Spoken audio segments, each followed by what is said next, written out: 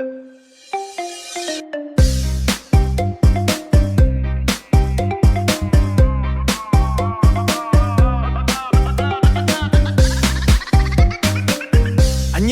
ញ៉ៃពេញផ្ទះដូចផ្សារអង្កល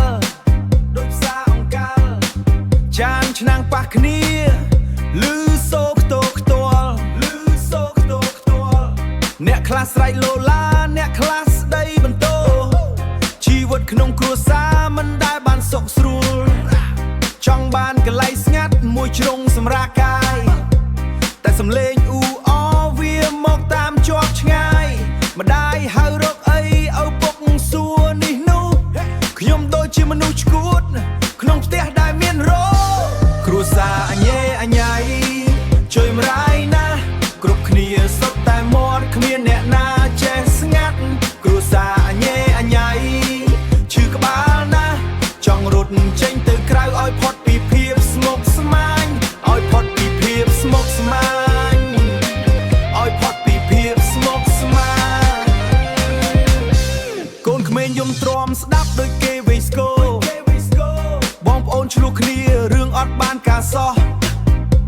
ក្លិនម្ហូបឆ្អិនឆ្អាបលាយឡំក្លិនស្រាក្នុងម្ហូបមានតែភាពវឹកវរណាក្នុងផ្ទះនេះមានតែភាពវឹកវរណាខ្ញុំអង្គុយក្នុងបន្ទប់បិទទ្វារជិតតែសំឡេងវានៅតែហក់ចូលមកគិតពេលខ្លះចង់ស្រែកខ្លាំងឲ្យបែកពីភពលោកតែខ្លាចគេថាឈួតក្នុងភាពចោលលៀងចលសោគ្រួសារអញញ៉ៃជួយម្រាយណាគ្រប់គ្នាសុទ្ធតែមាត់គ្មានអ្នកណាចេះស្ងាត់គ្រួសារអញញ៉ៃឈឺក្បាលណាចង់រត់ចេញទៅក្រៅឲ្យផុតពីភាពស្មុគស្មាញឲ្យផុតពីភាពស្មុគស្មាញឲ្យផុតពីភាពស្មុគស្មាញលំមបានហើយឈប់មាត់ទៅហត់អើយស្ងាត់បន្តិចបានទេអញញ៉ៃពេកហើយ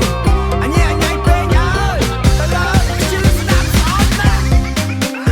អញញ៉ៃពេញផ្ទះដូចផ្សារអង្កល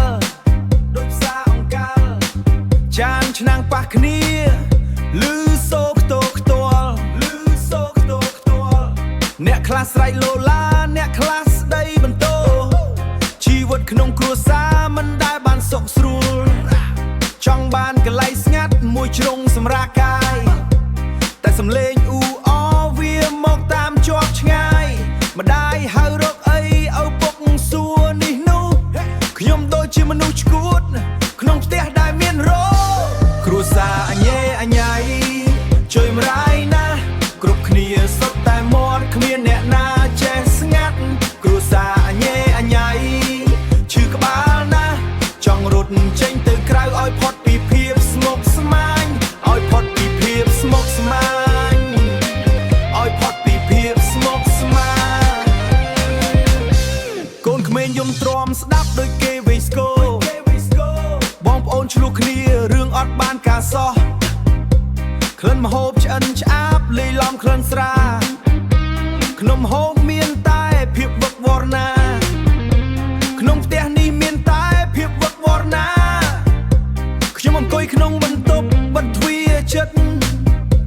តែសំឡេងវានៅតែហក់ចូលមកគិតពេលខ្លះចង់ស្រែកខ្លាំងឲ្យបែកពីភពលោក